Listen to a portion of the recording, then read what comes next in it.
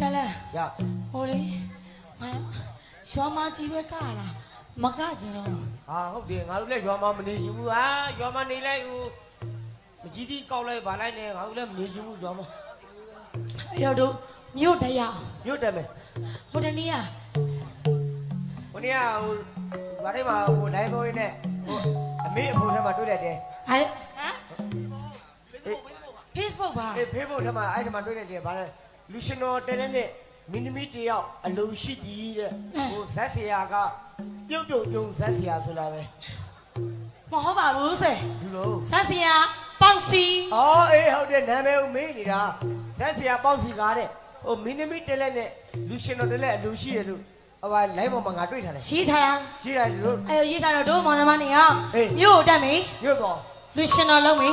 မင်းသမီးကညီမလေးကမင်းသမီးဝါသနာပါရဲ့ညီမလေးကဇက်ထဲမှာမင်းသမီးကဟုတ်တယ်အခုကလူရှင်တော်ဝါသနာပါရဲ့ဆိုတော့အခုကဇက်ထဲမှာလူရှင်တော်လုံးမယ်ကဲဒီတော့တို့မောင်နှမညမြို့သွားမြို့တက်ဒီတိုင်းသွားရင်ပြင်းစရာကောင်းတယ်ဘယ်လိုသွားမှာဘုံတောင်လေးနဲ့သွားရဘုံတောင်လေးနဲ့သွားမယ်ဘုံတောင်လေးနဲ့ရောက်ပြီတော့မသွားသေးဘူးရောက်သွားပြီတိုက်ရောက်သွားတော့မဲကိုမမဲတော့မမဲတော့ဟောရောက်သွားကြာလို့နောက်ဆုံးမလေးမြို့မှာကားတွေတလောက်ရှုံတယ်မမြင်ဘူးလားအော်မလေးဟဲရန်ကုန်မြို့လူလာပြောတာမသိစပိန်လာတယ်နော်စပိန်ကာမော်တော်ကားအေးရန်ကုန်မြို့လူလာပြောတာမသိရင်ရန်ကုန်ကဟာရတယ်မြောက်တော့သူဒီအတိုင်းပဲနော်ကြည့်တော့ဟို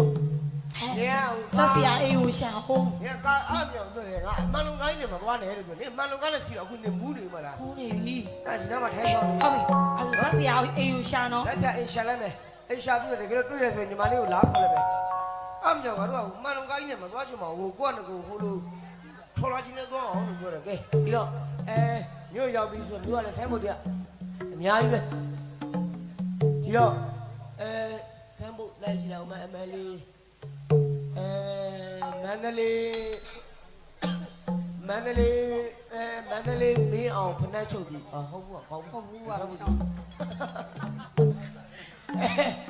မန္တလေးသူညီအောင်မုံတိုင်းချုံဟာဒါမုံတိုင်းဆိုင်ကွာမုံတိုင်းဆိုင်တွေ့ပြီဇက်ဆရာပေါ့စီဇက်ဆရာထီးပြုပြီဟုတ်ပါဘူးလို့ထီးဟုတ်ပါဟုတ်ဇက်ငါရဌာနဒီမဖြစ်မှာပဲကဲပြီးတော့ရထားဖားတရားရောက်ပေါ့ဒီဆိုတော့ဒါသက်စရာအိမ်ဖြစ်တော့မလဲဟိုပြောအိတ်ချင်လို့ကိုချင်းကိုပြန်ရင်ကွာဟုတ်ကဲ့ကျွန်တော်တမီးတော့ပြန်မဟုတ်ဘူးအိတ်ရှင်တော့လို့ခေါ်အိတ်ရှင်တော့ဟေးအိမ်ထဲမှာလူမရှိဘူးဟောသူလည်းသူအိမ်ထဲမှာလူမရှိတဲ့အလူကန်လားလို့မဟုတ်ဘူးကြိုက်တဲ့ခွေးလေးရှိရင်ကျိုးဖြီလွှဲလိုက်ဆမ်းပါကြိုက်တဲ့ခွေးတော့မရှိဘူးရင်းအောင်မရှိတယ်ဆက်ဆက်ရှင်ကောဟာလူတော့ကတကားပေါက်လက်ပြမယ်တို့ဦးလေးဒါကိုပေါ့စီအိမ်လားလို့ဟုတ်တယ်လေဟုတ်ပါပြီကျွန်တော်အိမ်ဘက်ဝင်လို့တကားလေးလာလက်ပြနေတယ်မှာနော်ဦးလေးဒီကောင်ပေးပါသားတော့လူပုတ်ပြီးကကျွန်တော်တကားလက်ပေးပါဦးမြောက်တော့လေးဖွင့်ပေးရမှာပေါ့လာပါမဝင်လားချာလာမောင်ရမင်းဘယ်လိုဒီလဲရောက်ကျွန်တော်နောက်ဘေးဘောက်ကနေဝင်လာလိုက်ကြာလို့တကားဘောက်ကဟုတ်ဗျာဟုတ်လေမင်းငါမြင်ဘူးပါတယ်သိရမလားခုပဲလေကျွန်တော်သိချာကြည့်ပါကျွန်တော်မတ်မိဘူးလားသူတော့ဟောဒီတရားကားစီကပကံရသဝင်းချစ်သက်လမ်းမှာတချင်းဆိုခိုင်းတယ်မတလမ်းမှာလားတလမ်းမှာကောလေကျွန်တော်လေမင်းဘာလို့ဒီရောက်လာလဲကျွန်တော်လေရွာမှာစားရတောက်စားမရှိလို့မြို့လာတာဘာရွာမှာချင်းကောင်းလို့မြို့တက်လာရွာမှာသိရတယ်ပဲဗျာရွာမှာအလူတန်းနဲ့လည်းပိုးတယ်အလူတန်းနဲ့ပိုးတယ်ကျွန်တော်တို့မောင်နှမနေအောင်ရွာမှာအလဲတွေလည်းကားတယ်ဟုတ်ပြီဘုရားပွဲဆိုတော့ကျွန်တော်တို့ကားတယ်အေးပါပြီးတော့ကျွန်တော်တို့ဝါသနာလူရှင်တော်နဲ့မင်းသမီးဝါသနာပါတာမောင်နှမနေအောင်မင်းတယော ယောက်တည်းပုံသား ဟာကျွန်တော်ညီမလေးပါသေးတယ် ညီမလေးပါတယ် ရွာမာနေလဲဖျားပွဲတို့အလူပွဲတို့အဲ့လိုအလက်ကရွာလွယ်လို့ဂျန်တဲ့ရှင်တွေကျွန်တော်တို့ကမကြီးပြီးကောက်လိုက်ဗာလိုက်လို့ဆိုတော့လုံးဖြစ်ဘူးပြီးတော့နာမည်ကြီးကျွန်တော်မြို့တက်လာလား မင်းညီမလေးကိုလွတ်လိုက် ဟုတ် မင်းညီမလေးကလည်းစကားပြောကြည့်မယ် မဟုတ်ပါဘူးကျွန်တော်လည်းပြောလို့ရပါလေ မင်းနဲ့ပြောတာဘူးစော်နာလို့ ဟုတ်ညီမလေးကကျွန်တော်ပြီးတယ် မင်းပြီးမှတော့ငါဘာလို့မအောင်တော့ ကဘာဟို ညီမလေးခေါ်လိုက် ညီမလေးခေါ်လိုက် ခေါ်လိုက် ဟိုညီမလေးလက်စီကညီမလေးနဲ့စကားပြောမယ်လေလက်စီကအချင်းလေးမကောင်းဘူးသေးလားဒီချာကြီးကတော့လက်စီကနာဘူးချောင်းဆိုးဖြစ် နာစီချောင်းဆိုဆက်စရာစကားပြောလို့ကောင်းပါမလား နင်းနေကြတာနင်းနေကြ ဟုတ် သမီးရောက်ပြီလား ဆက်စရာသမီးနဲ့တွေ့ကျင်တယ်ဆိုလို့ဆက်စရာကိုခေါ်ပေးစမ်းပါရှင် ဦးပဲဦးပဲ ဦးဘဲနဲ့မတွေ့ချင်ဘူးဦးပေါက်စီနဲ့တွေ့ချင်တယ် ဦးပဲဆိုတာဦးပေါ့စီပဲ ဟောဦးပေါက်စီ သမီးနာမည်က ဟောသမီးနာမည်ချစ်မိုးနဲ့ပါပါ ရှင်မွန်လွယ် ဟော အသက်က ဟောအသက်ကသမီးကအခုမှ16 16က 10နှစ်ပေါင်း 26အော်26 ဟုတ် ဒါဆိုရင်အရွယ်ကောင်းလက်တုံးဆက်တုံးပါပဲ ဟုတ် အဲ့တော့သမီးဘာနဲ့လုံမယ်ပေါ့ အဘဇာတ်ထဲမှာအလုံးလုံးရှင်လို့ ပြီးတယ်ဇက်တဲ့ပြောမနေတော့ဘာနဲ့လုံမယ်ပေါ့ ဟုတ်ဟုတ်ဟုတ်ပါ သမီးဘာနဲ့လုံမယ်ဆိုတော့ဘာမှမနာစေရဘူး ဟာလိုတော့ပါ မနဲ့နာစေရဘူး အော် နှစ်ကြီးကိုထည့်မနေချင်ဘူးငါသမီးကိုဘာကအစင်ပြောင်လုပ်ပေးမှာ ဟာကဲပါပါ သမီးတခုတော့ရှိတယ်အဘကအတွေ့အကြုံလေးတွေမေးမယ် ဟော ငါသမီးအမှန်တိုင်းပြောရမယ်နော် စိတ်ချပါပါ ငါသမီးနွားနဲ့အတွေ့အကြုံရှိလား ရှင် နွားနဲ့အတွေ့အကြုံရှိလား နွားနဲ့ อืม နွားနဲ့တော့ မဟုတ်လေနွားလဲပုံမှာကတာလေ ဩနွားလဲပေါ်မှာကတာကောက်ဘူးတာဗောဘာရင် မင်းဘာလို့စဉ်းစားလား ဒီဦးလေ သမီးရဲ့ဆိုနွားနဲ့အတွေ့အကြုံရှိတယ်ပေါ့ တော့ရှိတယ်ပါ စင်နဲ့ရော စင်နဲ့ဆိုပိုးတောင်တွေ့ကြုံရှိသေး အေးပါအေးပါအဲ့ဒါတော့တော်တော်လေးစဉ်းပြပါပြီလူနဲ့ရော လူနဲ့ကတော့အဘတွေ့မလား မဟုတ်ဘူးလူပေါ်တက်ကြတာတွေပါတယ်လေလုံးသလား အော်အဲ့ဒါလေးလည်းအဆင်ပြေပါတယ် ရတယ်ပေါ့ ဟုတ်ကဲ့ဟုတ်ကဲ့ပါ အဘကသမီးခိုင်းမယ်ကွာ ခိုင်းပါပါ အဲ့တော့ဝလက်ပိုက်လေးတစ်ပိုက်လောက်ပါဘာကပြစား ဟောဘာလဲပါ အငိတ်ကတ်တယ်သလားဘာကြည့်အောင် အဖကြည့်ခြင်းလို့စိတ်ချပါပါသမီးကလေရွာကအလူဝေးချောင်းပွဲတွေမှာလည်းအမြဲတမ်းကနေကြ ဟုတ်ပြီ ဝါလက်ပိုက်လောက်ကတော့သမီး AC ပဲ တို့ပြစား ကပြမယ်နော်ဗျညာညာတန်းပီ ဟေးဟေး အချင်းကြီးပြလို့ရှိလို့ ဟေး လား ဟေးဟေးဟေးဝါ တဲ့ဝလာတီစူစရင်ဆန်တော့တလီအတိုင်းကိုလိုကြောင့်အတိုင်းမိတ်မိ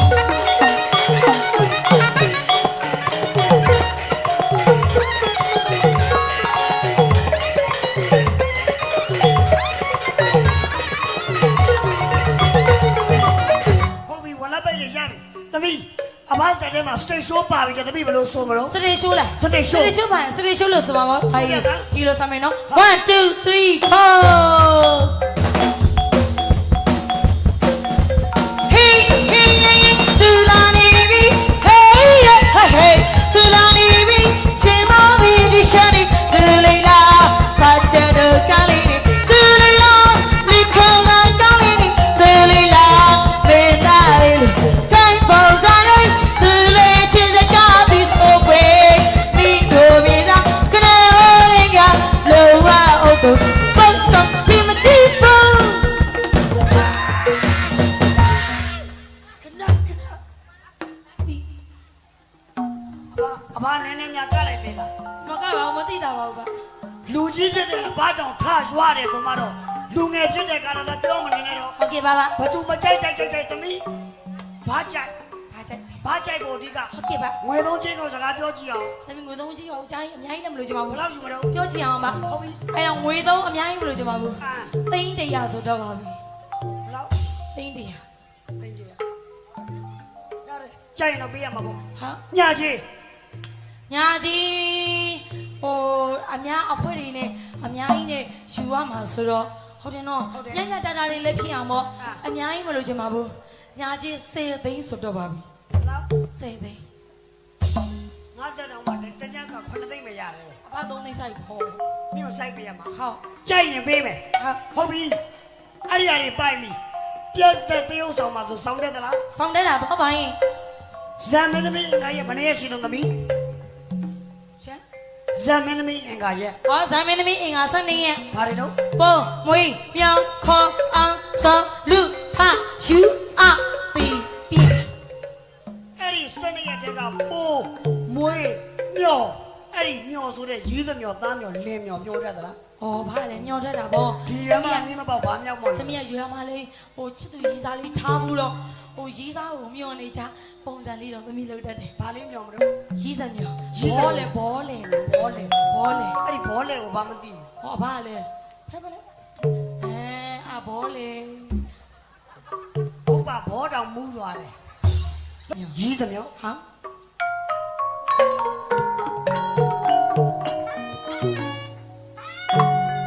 စင်ချီကြံရံစင်ချီကြံရံလာရပြီလီမာလူမရှိဘူးတရီကမဲခုမျိုးမျိုး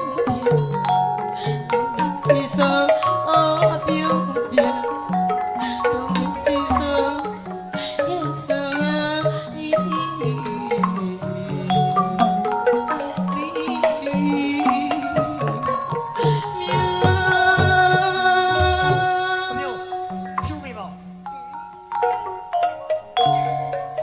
သမီးချစ်သူလာရလားသမီးမြော်ရမှာသူလာတာလားမသိဘူးသူ့ရဲ့ရောင်ဟောမတီးပါဘူးရောသူဒီချိန်ဆိုလာနေကြပါငေါ့မချစ်လို့များလားနောက်တစ်ယောက်လည်းသူရပြီဟုတ်သမီး ရှင် ဘသူမကြိုက်ဘာကြိုက်ပဲ ဟုတ်ပါ ငါသမီး ရှင် အားလုံးโอเคပြီဒါပေမဲ့တစ်ခုရှိတယ်အဘသတင်းသားထဲမှာရေးထားတယ်လေ ဟာ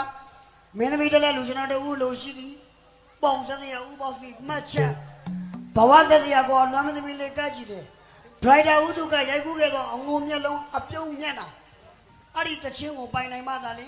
ကျွန်ုပ်ဇက်ကခေါ်ပါပြီ ဟုတ်ကဲ့ပါ ရေးတာတော့တွေ့ခဲ့လား ပြခဲ့ပါလေပါ အဲ့ဒီတချင်းလေးအဘသတင်းသားထဲမှာရေးပေးထားတယ်လေ အဘကိုယ်တိုင်ရေးဆက်ထားတာလေဟိုဘဝဆက်စီရတရိယာပြီးအလွမ်းမင်းသမီးလေးကကြည့်တယ် ဟုတ်တယ် ကိုသမီးကလည်းအဲ့ဒီတချင်ဆိုအရန်ကြိုက်တာ ဟုတ်လား ကြိုက်လို့ရမှာအမြဲတမ်းကြက်ထားတာ ဟုတ်ပြီဗျာအဲ့ဒါလေးတပိုက်ကပ်ပြီးတော့ငါသမီးနဲ့စာချုပ်ချုပ်ဖို့အတွက်ရှေ့နေသွားခေါ်တော့မှာ ဟုတ်ပြီပါအဲ့တော့အဘစိတ်ကြိုက်အဲ့ဒီတချင်သမီးကရနေကြရွာမလေးဆိုနေရဆိုတော့သမီးစုပေးပါမယ်ပါ သို့ကြည့်လား ဟုတ်ကဲ့ ကျိုးလာတော့သမီး 我是谁呀？是我们老家，我给呀怎么不好心？绿的咖喱要不要细心？要你比给把心，虽然俺们干嘛来哟？ ဟဲ့လေ 下， ပြန်မို့တီးလေဟဲ့ come on come on， ဟောကောင်းတယ်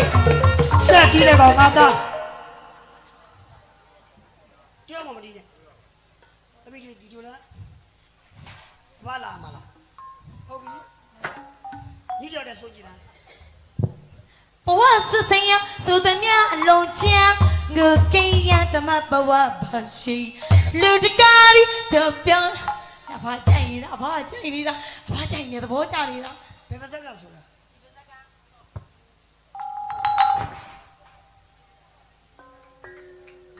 မစော်ကားနဲ့မမိုက်ရှိုင်းတဲ့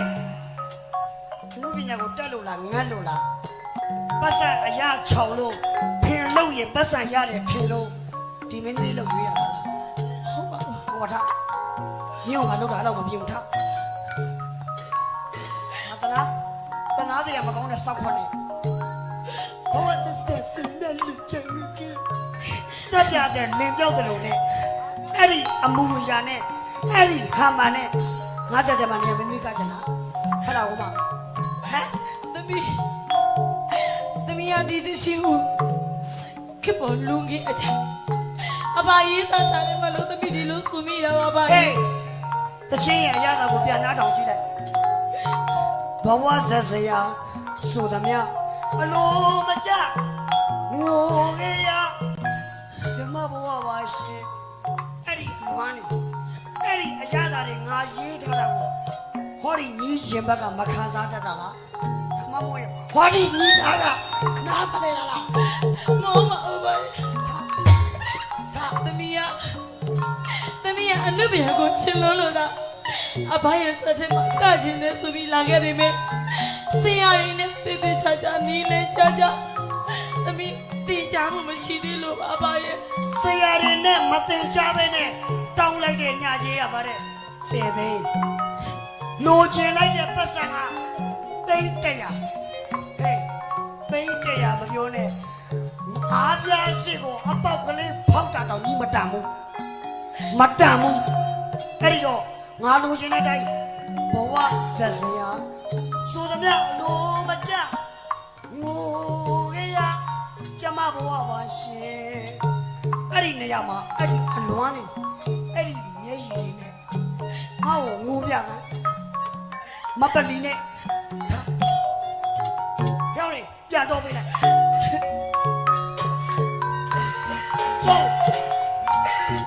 တေးသွားမယ် ဘဝစင်စင်စုရမြလူချာငိုကြီးရကျမဘဝ ဟုတ်ငိုခဲ့အောင်ဘာပြောလဲ ဟောပရိသတ်ကမင်းသမီးကငိုရဲဆိုရင်မကြိုက်မှဆိုလို့ ပရိသတ်ကိုဂရုမစိုက်ဘူးအနုပညာအရတောင်ပဲဂရုစိုက်ငိုခဲ့ရဆိုတဲ့နေရာမှာဟိုဒီညီမျက်လုံးရင်းကမျက်ရည်ကဖူးကြီးလုံးလောက်ကြီးပေါက်ခနဲ့ကြောက်ငိုပြီးမရရင်အဲ့ဒီမျက်လုံးဒုံးရထိုးပါ မလပါနဲ့ပါရဲ့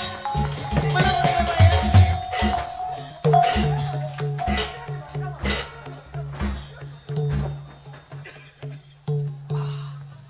အခုမှပဲနေတာထိုင်တာရှိသွားတော့တယ် သမီးအဖပြစင်ခြင်းတယ်လို့အမချစ်တဲ့အနုပညာကိုဘာရဲ့စိတ်တိုင်းအချသမီးကပြပြပါမယ်ဘာရဲ့ ဟဲ့ပြန်တော့ပေးလိုက်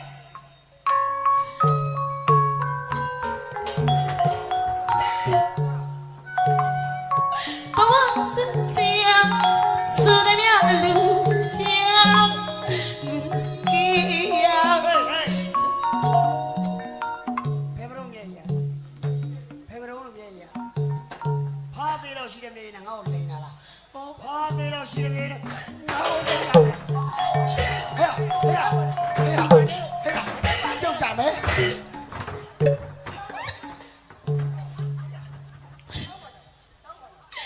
သမီးတောင်းမှပါတယ်ဘာရဲ့အမချစ်တဲ့အနုပညာကိုသမီးစောကားလို့ချင်မဟုတ်ပါဘူး စော်ကားတယ်မို့ညီကမရင်းချင်တာဖြစ်သွားပြီဘဝဆက်စရာဆိုသမျှအလိုမကျငိုခဲ့ရကျမဘဝဆိုမှာအဲ့ဒီမျက်လုံးအိမ်ကမျက်ရည်အစ်စ်တွေလိုချင်တာညီငါစီရလိုချင်တော့ပတ်စံအစ်စ်မဟုတ်လား ဟုတ် အဲ့ဒီပတ်စံအစ်စ်လိုချင်ရင်မထိုင်နေရောက်ငါကြတော့မင်းကိုလန့်လာပြီနော်ဟဲ့ဒီမျက်လုံးနဲ့ကမျက်ရည်လိုချင်တယ်ရအောင်ကြပြီနော် ဟုတ်ကဲ့ အသားနာမငိုတတ်တာလားဟမ်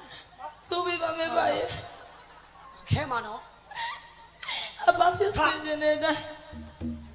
သမီးတီဆိုပေးပါမယ်ဘာရဲ့ ဆိုတနာမနေတာဟိုကပလီနေတာဘာလဲကြောက်ပြန်တော့ပြလိုက်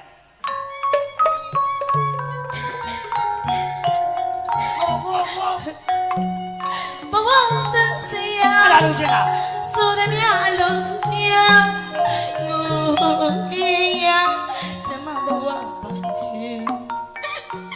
လူလေးပြုံပြုံရှိရှိမြို့ ဟေးစာသားကိုနားထောင်သလားလူတကာတွေပျော်ပျော်ရွှင်ရွှင်နေမှာလူတွေပရိသတ်ကငါပြောမှာပေါ့ဆက်စရာပေါင်းစီထောင်ရတဲ့မင်းသမီးကလူတကာတွေပြောတဲ့အချိန်မှာဒီကောင်မငိုးနေတာဒီကောင်မနေကူမိတာ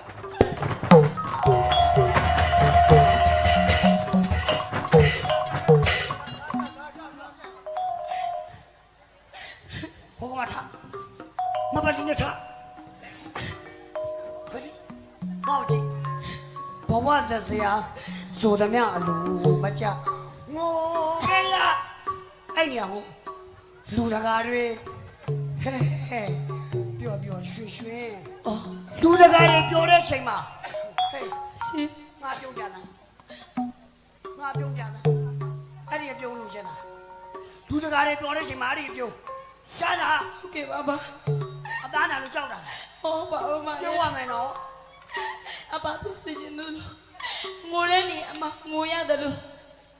စာနာအရာပျော်ရွှင်တဲ့နေရာမှာလဲသမီးပျော်ရွှင်စွာပြီးဆိုပေးပါမယ်ပါရဲ့ ဟဲ့အောင်ပြန်တော့ပြလိုက်ဟို ဘဝဆဆရာဆိုတဲ့မြလူကြီးငူကြီးရကျမဘဝရှိလူငယ်ပျော်ရွှင်ရှိမြို့မီ အဲ့ဒါလူပညာ ကြီး အဲ့ဒါလူပညာ အဆွေတယ်အမကမတတ်ပတ်ဝန်းကျင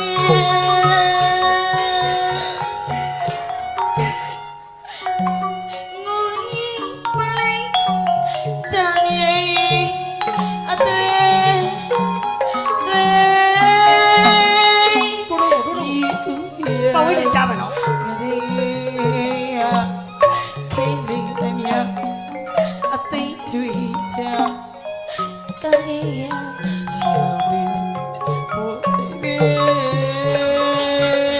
စာကောက်ပြီးအောင်ဆိုဘုံနဲ့ ဆိုတဲ့နေစကားရရီ ပလီနေတာကောင်းပါ ပြည့်ရမင်းနေအမတရားသာဝရီကိုရတဲ့ကျမဘောရှိ အဲ့ဒါဘာလို့မလဲ ဆိုတဲ့နေစကားရရီပြည့်ရမင်းနေအမတရားသာဝရီကိုရတဲ့ကျမဘောရှိ ဘာလို့မလဲ ဒီနေရာဒီအခန်းဒီအလုံးနေပဲကျွန်မကရမှာလားပါရဲ့သမီးလေးကြည်သာရှင်လမ်းရှိသာကလုံးပိတနာလားရှိ ဒီနေရာခမ်းပါရင်ရှိရမ သ ယ် မီးလေးဒီနေရာဒီအခန်းဒီအလုံးမေကရမှာလားရှိ ကဲရဘူးကြောက် ကြည်သာရှင်လမ်းရှိသာကလုံးပိတနာလားရှိ ဘဝစစတန်ပြီးပညာချစ်တရားနေနေတရတော့ပန်းရဲ့စပန်းကလေးပြီးနာပါလားရှိ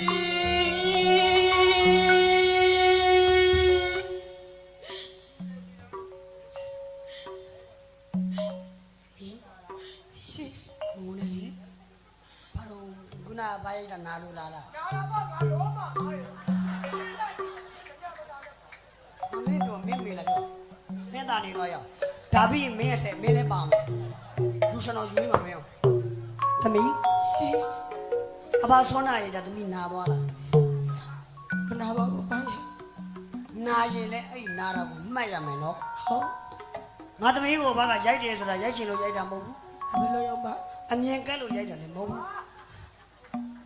မြင်ကလို့ရိုက်တာလည်းမဟုတ်ဘူး ဟိုနာကလူကြီးခိုင်းလို့ရိုက်ရလားအဲ့တော့သမီး ရှိ အဘကရိုက်တယ်ဆိုတာကချင်းမွန်းတယ်ဆိုတဲ့သမီးဆိုတဲ့မင်းသမီးလေးကိုအနုပညာဓမ္မစစ်တွေမလုပ်လို့စီချင်လို့ဘာကလုပ်တာနော် ဟုတ်ကဲ့ ဂီတဆရာဦးချင်းမုံကြီးဂီတဦးချင်းမုံကြီးရေးထားတဲ့သတင်းစာတိုင်းမှာရှိတယ်လေသတင်းစာတိုင်းမှာရေးထားတာကမင်းသမီးတက်လက်လုပ်ချင်ရင်တဲ့ညံ့တာဘဝလက်ပြားကဗျာခြေမစကားတဲ့မင်းသမီးရဲ့ခြေမလေးခြေတော့ကလေးထိုးလိုက်တာနဲ့အောက်ကပရိသတ်ကိုစကားလေးတွေဒိုးဒိုးဒိုးပြောနေတယ်လို့ပဲဖြစ်ရမယ်တဲ့မင်းသမီးတက်လက်ယူလက်ဝိုက်လက်ကွေးလိုက်တာနဲ့ကြပြားလေးတစ်ပုတ်ယွတ်နေတယ်လို့ပဲခံစားရမယ်မင်းသမီးတယောက်ရဲ့မျက်နှာသည်ဘဝတစ်ခုနဲ့တူရမယ်တဲ့ဖြစ်ပြကြုံကွက်ငိုလိုက်ရီလိုက်ပျော်လိုက်ပြုံးလိုက်မျက်နှာသည်စပလိန်မျက်နှာလိုပဲတို့ဆုံရမယ် ဟုတ် အဲ့ဒါမှလူပညာသမားပိတ္တာလား ဟုတ် အဲ့တော့ငါသမီး ရှိ လူပညာသမားပိတ္တာချင်လား ပြီးသားချင်ပါတယ်ပါ ပိတ္တာချင်ရင်အဲ့ဒီငိုနေတဲ့မျက်ရည်မတုံးနဲ့ မတုတ်တော့ ဘာပဲလဲဘာပြုံးကြတာလာတော့ခင်ဗျာမိမနဲ့လဲရလဲလက်ရှင်သေးအဲ့ဒါလည်းဖြတ်ပြီးပါဇွန်စရာကြီးပါသမီးတို့ကိုကြီးတောင်းတဲ့အငုံမျက်လုံးအပြုံးမျက်နှာဖြစ်တော့မှာမို့ဗျအဲ့တော့ကဲဘာသာတို့ဘွဲကဒီကောင်မလေးကလို့ကောင်းအောင် ငါတူတော့တီးပြလိုက်ဟွာနှုံနေတယ်မှာဘာရီဆိုရီဘာဒီတိုလာရီဆိုဘာရီရို အဘရဲ့လည်းဖာရီကညားနေတာ ဖာရီများတယ်ဟုတ်တယ် ကျွန်တော်တို့ ကဲအဲ့ဒီအပိုက်ကလေးကိုနှော်ရိုးလေးနဲ့သမီးအဖကြည့်မယ်နော်လက်လာလေးကပ်ပြသမ်းပါအောင်ဆွဲဟန်ရေးပြလေး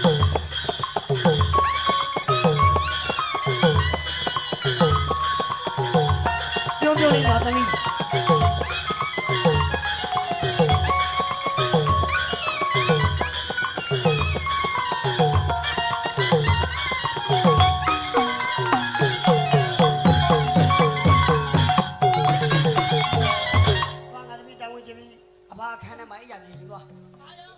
ပြင်ပြီးပါတရားကျင့်ပါလေမုဒကနာတော့မုဒကနာဟဲ့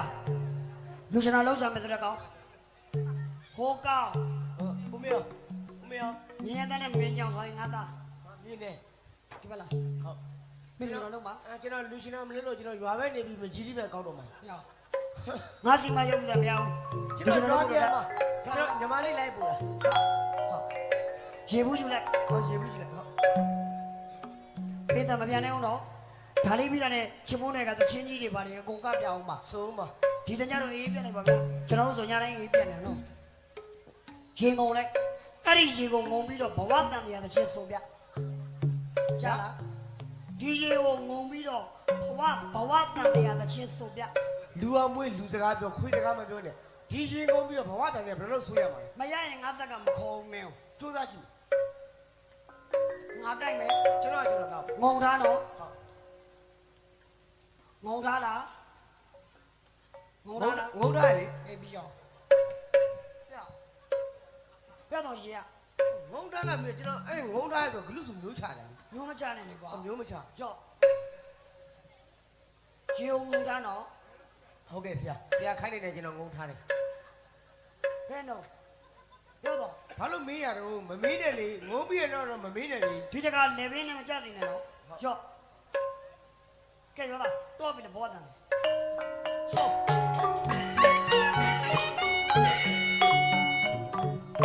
ဘဝတန်တရား အရှိလားတွေဒူလားတွေလုံးနေတယ်ဒီမှာလို့ရှိရ ဘဝဆိုတဲ့နေရာရတော့ရေကလေဘင်းနေကနေဂလူစုရောက်တာ ဒီတကဝင်ရအဲ့ဒီလေဘင်းကိုဒီထုံးနဲ့ရိုက်မှာကွာ ဟုတ် ပေဖို့သာပြင်တာဆို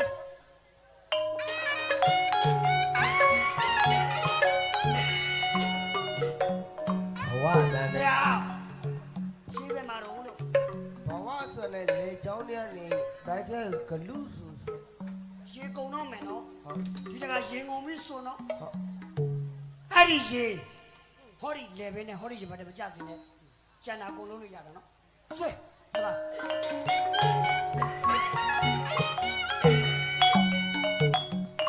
ဘဝတန်တဲ့